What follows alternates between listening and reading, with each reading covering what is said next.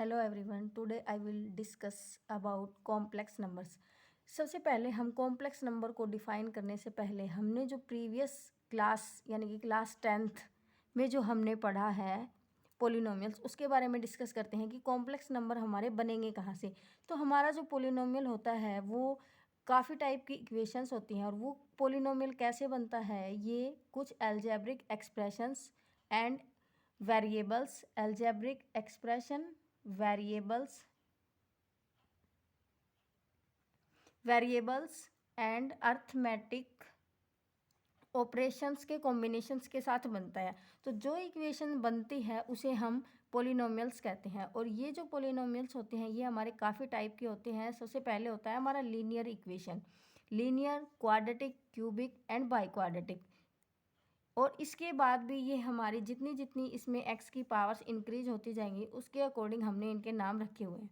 तो अब सबसे पहले आती है हमारी लीनियर इक्वेशन। हमने इसको लीनियर क्यों बोला, क्योंकि जब भी हमारे जो वेरिएबल होता है एक्स, उसकी पावर 1 होगी तब हम उसको लीनियर इक्वेशन कहेंगे। जब हमारे पास एक्स की पावर 2 होगी तब हम उसे क्वाड्रेटिक इक्वेशन कहेंगे। और जब एक्स की हाईएस्ट पावर यानी कि जो भी वेरिएबल उस इक्वेशन में प्रेजेंट है उसकी जो हाईएस्ट पावर होगी उसके बिहाफ पे हमने उसका नाम रखा हुआ है। जैसे यहाँ पे एक्स की पावर 1 थी तो इसलिए ये लीनियर है, यहाँ पे पावर 2 है तो ये क्वाड्रेटिक है, और यहाँ पे 3 है तो क्यूबिक एंड 4 है तो बाई क्वाड्रेटिक। ऐसे ही सोन ये चलती रहती हैं। और लास्ट में हम इनको बाइनोमियल्स में इनको काउंट करते हैं कि हाईएस्ट पावर को जब भी हम इनको कैलकुलेट करेंगे तो वो बाइनोमियल्स में कैलकुलेट करेंगे। अब हमें बात करनी है कॉम्प्लेक्स नंबर्स की। तो कॉम्प्लेक्स नंबर को हम किससे डिफाइन करेंगे।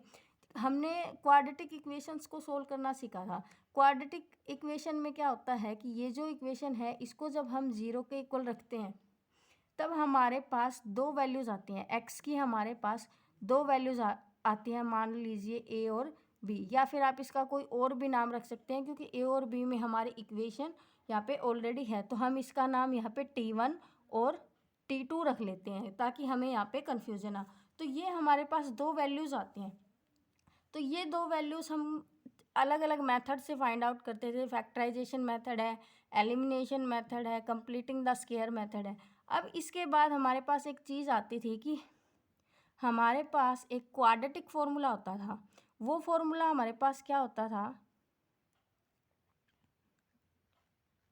क्वाड्रेटिक फॉर्मूला हमारे पास क्या होता था, x is equal to minus b plus minus under the root b square minus में 4ac डिवाइडेड बाय 2a। यानी कि इस इक्वेशन को हम क्वाड्रेटिक फॉर्मूले से सोल्व करते थे।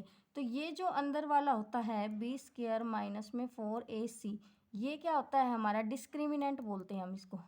क्या बोलते हैं, डिस्क्रिमिनेंट। अब अगर ये हमारा ग्रेटर देन ज़ीरो होता है, अगर ये हमारा ग्रेटर देन ज़ीरो होता है तो रूट्स हमारे क्या होंगे, अनइक्वल एंड रियल रूट्स होते हैं हमारे।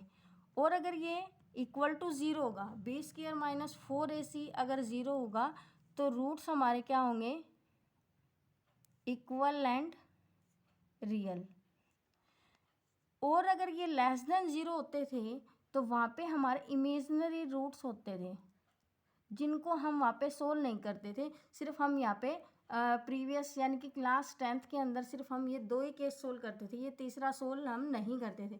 तो अब हमें क्या करना है, अब हम सिर्फ इसी केस को डिस्कस करेंगे कि ये जो हमारे इमेजिनरी रूट्स हैं इनके सॉल्यूशन हम कैसे फाइंड आउट करेंगे। तो ये जो बी स्क्वायर माइनस 4ac है इस पे हमारा सारा काम डिपेंड करेगा, यानी कि ये जो डिस्क्रिमिनेंट है इस पे हम सारा काम करेंगे। ये जो बी स्क्वायर माइनस 4ac होता है इसमें जब भी हमने इक्वेशंस का सॉल्यूशन किया था तो यहाँ पे हमारे पास क्या होता है, रूट के अंदर नेगेटिव वैल्यूज़ आती थी। तो यहाँ पे हम इसको स्किप कर देते थे और ओनली दो ही पार्ट को यहाँ पे सोल्व करते थे। लेकिन अब हमें ये जो नेगेटिव पोर्शन है इसका सॉल्यूशन अगर हमें फाइंड आउट करना है तो इसको जो रूट के अंदर -1 होता है इसको हम नाम देते हैं यहाँ पे आयोटा। क्या नाम देते हैं यहाँ पे हम, आयोटा। अब हम इसको कैसे कैलकुलेट करेंगे, ये भी हमारे पास दो पार्ट्स में आता है। ये दो पार्ट्स में आता है तो एक्स प्लस में iota Y.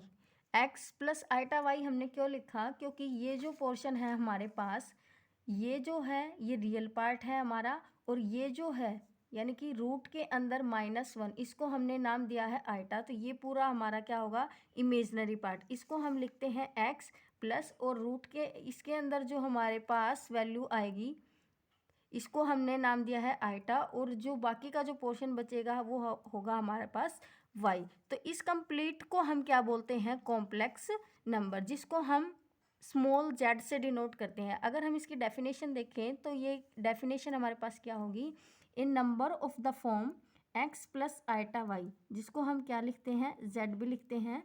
A number of the form z which is equal to x plus iota y, where x and y are real numbers and iota is equal to under the root -1 is called a complex number. For example, अगर हम लें तो यहाँ पे अगर मैं लिखूँ 3 plus में 2 आयटा, तो इसका मतलब यहाँ से अगर हम कंपेयर करें तो हमारे रियल पार्ट x यहाँ पे कितना है हमारा 3, और आर ई का मतलब है हमारे पास कॉम्प्लेक्स नंबर का रियल पार्ट, और आई का मतलब क्या है, imaginary part of a complex number. तो ये हमारा यहाँ पे क्या हो जाएगा 2, यानी कि आयटा के साथ वाली जो हमारी वैल्यू होगी वो हमारे पास हमेशा इमेजिनरी पार्ट होगा, और विदाउट आयटा वाली हमारे पास रियल पार्ट होगा। के साथ हमने रियल और इमेजिनरी पार्ट्स को यहाँ पे देखा कि हमारा रियल पार्ट कौन सा होगा और इमेजिनरी पार्ट कौन सा होगा, और साथ ही आयटा यहाँ पे हमारे पास कैसे आया और हमारे पास कॉम्प्लेक्स नंबर कैसे बनाइए आज की हम वीडियो में हमने सीखा। इसी के साथ आयटा को हम कैलकुलेट कैसे करेंगे, यानी कि हमारे पास जो क्वेश्चंस आएंगे उनमें हम आयटा को कैसे कैलकुलेट करेंगे, क्योंकि आयटा की हमारे पास बहुत सारी हाईएस्ट पावर्स हमारे पास दे रखी हैं।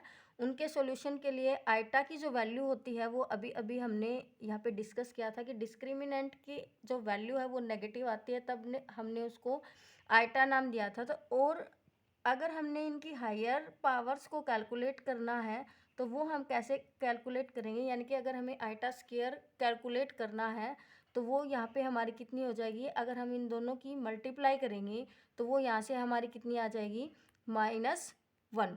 कितनी आ जाएगी, -1। ऐसे ही जब हम आयटा स्क्वायर क्यूब की वैल्यू कैलकुलेट करेंगे तो यहाँ पे हम कितना लिखेंगे, आयटा स्क्वायर इंटू में आयटा। तो यहाँ पे हमारे पास आयटा स्क्वायर की वैल्यू कितनी है, अंडर द रूट -1 इंटू में आयटा की वैल्यू हमारे पास है अंडर द रूट -1, और आयटा स्क्वायर की वैल्यू है हमारे पास की कैलकुलेट कर रहे थे ना, हाँ जल्दी कर दें। आयटा क्यूब की वैल्यू को हम कैसे कैलकुलेट करेंगे, आयटा स्क्वायर इंटू में आयटा, इसको हमने ब्रेक कर लिया क्योंकि आयटा स्क्वायर और आयटा की वैल्यू हम कैलकुलेट कर चुके हैं। तो आयटा स्क्वायर की वैल्यू हमारे पास कितनी है, माइनस आयटा, और आयटा की को हमने एज इट इज रखा है। इन दोनों की जब हम मल्टीप्लाई करेंगे तो माइनस आयटा। ऐसे ही जब हम आयटा की पावर 4 कैलकुलेट करेंगे तो आयटा का स्क्वायर इंटू में आयटा का स्क्वायर, और इन दोनों की वैल्यू हमारे पास है -1 इंटू में -1 कितना आ गया, पॉजिटिव है। इसका जो बेसिक सा फॉर्मूला होता है वो होता है आयटा की पावर n, यानी कि ये जो n है ये हमारा किस पे डिपेंड करेगा, अगर n हमारा ओड नंबर है तो वो हमारे पास नेगेटिव वैल्यू को कंसीडर करेगा, और n हमारा पॉजिटिव है तो वो पॉजिटिव वैल्यू को कंसीडर करेगा। तो आज की वीडियो में बस इतना ही, मिलते हैं नेक्स्ट वीडियो में। Thank you.